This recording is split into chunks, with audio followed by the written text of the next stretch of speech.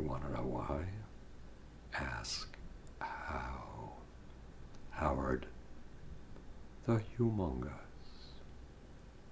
About 5 days ago, the Saudis started to float a very strange rumor. If you watched the headlines over a weekend, you saw it. It was whacked out. The Saudis explained that they had been secretly underwriting a good part of Pakistan's nuclear bomb program. And because they had been paying for it, they hadn't been doing it out of the kindness of their hearts. They had been doing it so that they could have nuclear weapons on cash and carry. Nuclear weapons in Pakistan ready for them to pick up and deliver to Saudi Arabia at any time they wanted. They'd already paid for them. Why would the Saudis float a rumor that they had, for all practical purposes, nuclear weapons on store in somebody else's closet? Why would they float the additional details of the fact that those nuclear weapons were based on a Chinese engineering plan that made them perfectly fitted for the heads of rockets? Why would they also float the information that they had precisely the rockets that they needed already to send these things roughly 3,000 miles? And that they had even more modern, these are 20-year-old rockets that they're talking about, and that they had even more rockets, more modern rockets, on order. And why would they float the additional information that they had already built or were in the process of building rails? They were already building the specific launch platforms aimed at two places. Israel, well, that goes without saying. If you're a good Muslim, of course you want to wipe out Israel. But the other target is Iran. Why would they leak this last week while John Kerry was in negotiations over nuclear issues with Iran? And while the rumor was being circulated that Kerry was in the process of making a deal with Iran that would be concluded last Saturday, that we were that close? The answer is really simple. It goes back to the same stuff we discussed when a couple of weeks ago we talked about the Saudis getting a seat on the UN Security Council and turning it down. The Saudis are pissed off with us. Look, 6 years ago, the Saudis were scared out of their wits. They felt that they were being entrapped and encircled by the Iranians. Remember, the Iranians have got a whole bunch of very effective proxy armies in the Middle East. In the Saudi view of things, and in my view of things, based on a lot of analysis of this stuff, the Iranians now control Iraq. Remember, they got us to topple Saddam Hussein for them by feeding us. This is the Iranians. They got us to topple Saddam Hussein by feeding us phony information on weapons of mass destruction through Ahmad Chalabi. And they got us to do what they spent $1 trillion and 1 million lives trying to do in an 8-year war with Iraq. Knock off Saddam Hussein. So who owns Iraq right now? The Iranians. They have 2 proxy armies in Iraq. Nouri al-Maliki, the prime minister of Iraq, is a puppet, a pawn. He spent his years of exile from Iraq in guess what country? Iran. And remember we talked about the shadow puppet game, the sock puppet game between the Saudis and the Iranians in Syria? Well, the man who runs the sock puppet operation for the Iranians, Brigadier General Qasem Soleimani, declared victory in Iraq for Iran close to 2 years ago. There goes Iraq in the hands of the Iranians. Lebanon. Who controls Lebanon? Hezbollah. Who controls Hezbollah? Well, let's see. Where did the money come from? Iran. Where did the ideology come from? Read Hezbollah's founding document. It comes from a man called the Ayatollah Khomeini. Who in the world was the Ayatollah Khomeini?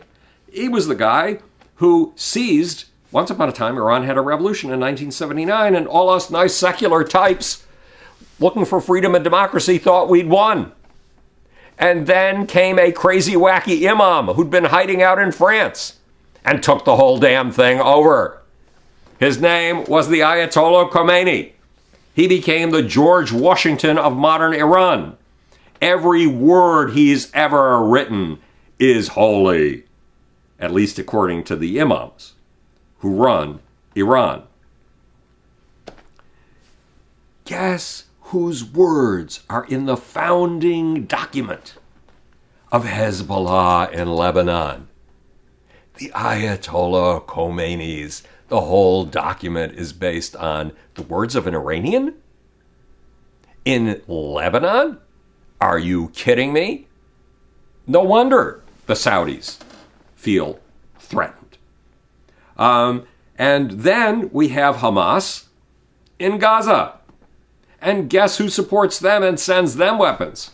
Iran. The Saudis felt surrounded, and encirclement is considered a legitimate grounds for war in international affairs. And they felt encircled 6 years ago. But they had one thing going for them. They had their bosom buddies, their Arab sidekicks, the Egyptians. Now let's just step back a minute. What do I mean, they're Arab sidekicks? Isn't that a ridiculous statement? No, it's not ridiculous. Why? Because the Iranians may be Muslims, but they are not Arabs. They are not Arabs. They are Persians. And the Persians and the Arabs have made a point of not getting along with each other very well for possibly as long as 2,000 years. At least the Saudis had the Egyptians. And then what happened? Mubarak, to whom we had pledged undying and unending support, came under threat from the forces of the street, from the Arab Spring. And we Americans failed to support him, something for which the Saudis will never forgive us.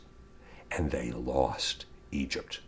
Egypt is in play right now between Saudi Arabia and Iran.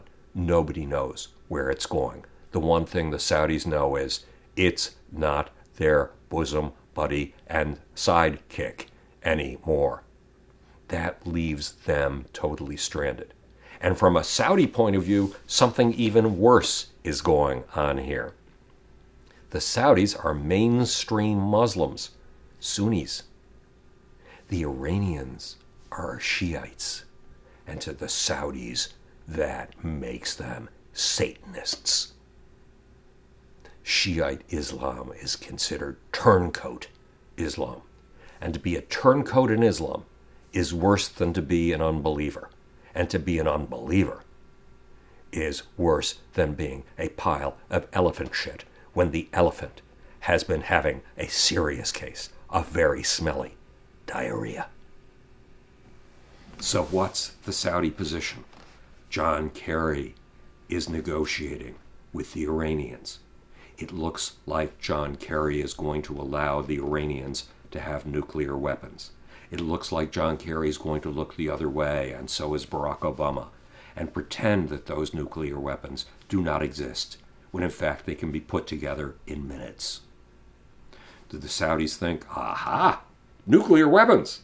That means the Iranians can wipe out our primary enemy, Israel! No. It means the Saudis think those nuclear weapons could be turned on them at any moment, and that Iran is about to achieve an ambition it's had since long before there was anything called Islam. Since the days when there was a Persian Empire, and it was massive, an Iranian empire, and it was one of the biggest in the world. It even humbled Rome. And they are afraid that that empire is going to have a fist permanently located over them, something even bigger than a fist, A sledgehammer, a nuclear sledgehammer. Who are they pissed off with? The United States for abandoning them. That's why they floated the rumor that they too have nuclear weapons, that they're sitting in a janitor's closet in Pakistan, ready to be delivered on a moment's notice. And they've done one other thing. They're in negotiations with Westinghouse, a nice American company, right?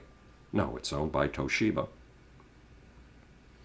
to build nuclear plants in Saudi Arabia so that in the future they don't have to get their weapons, their nuclear weapons, from Pakistan.